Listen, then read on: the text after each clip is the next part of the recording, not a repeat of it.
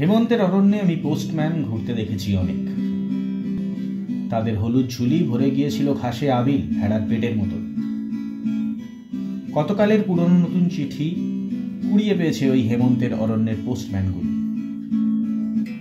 আমি দেখেছি কেবল অনবরত ওরা খুঁটে চলেছে বকের মতো নিভৃতে মাছ। এমন অসম্ভব রহস্যপূর্ণ সতর্ক ব্যস্ততা ওদের। আমাদের পোস্টম্যানগুলির মতো নয় ওরা, যাদের হাত হতে অবিরাম বিলাসী ভালোবাসার চিঠি আমাদের হারিয়ে যেতে থাকে। আমরা ক্রমশই একে অপরের কাছ থেকে দূরে চলে যাচ্ছি। আমরা ক্রমশই চিঠি পাওয়ার লোভে সরে যাচ্ছি দূরে। আমরা ক্রমশই দূর থেকে চিঠি পাচ্ছি অনেক। আমরা কালই তোমাদের কাছ থেকে দূরে গিয়ে ভালোবাসা ভরা চিঠি ফেলে দিচ্ছি পোস্টম্যানের হাতে।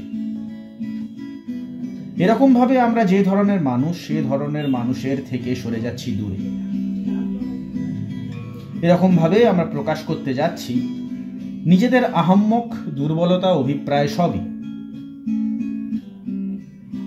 আমরা আয়নার সামনে দাঁড়িয়ে নিজেদের দেখতে পাচ্ছি না আর। বিকেলের বারান্দার জনহীনতায় আমরা ভাসতে থাকছি কেবলই। এরকম ভাবে নিজেদের জামা খুলে রেখে আমরা একাকী ভেসে যাচ্ছি বস্তুত জ্যোৎস্নায়।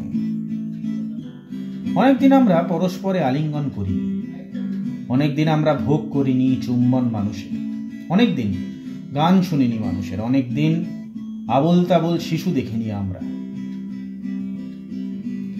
আমরা অরণ্যের চেয়েও আরো পুরনো অরণ্যের দিকে চলেছি ভেসে। অমর পাতার ছাপ যেখানে পাথরের চিবুকে লীন, তেমনি ভুবন ছাড়া যোগাযোগের দেশে ভেসে চলেছি কেবলই। হেমন্তের অরণ্যে আমি পোস্টম্যান ঘুরতে দেখেছি অনেক। তাদের হলুদ ঝুলি ভরে গিয়েছে ঘাসে আবিল ভেড়ার পেটের মতন। কতকালের পুরনো নতুন চিঠি কুড়িয়ে পেয়েছে ওই হেমন্তের অরণ্যের পোস্টম্যানগুলি। একটি চিঠি হতে অন্য চিঠির দূরত্ব বেড়েছে কেবল। একটি গাছ হতে অন্য গাছের দূরত্ব বাড়তে দেখিনি আমি।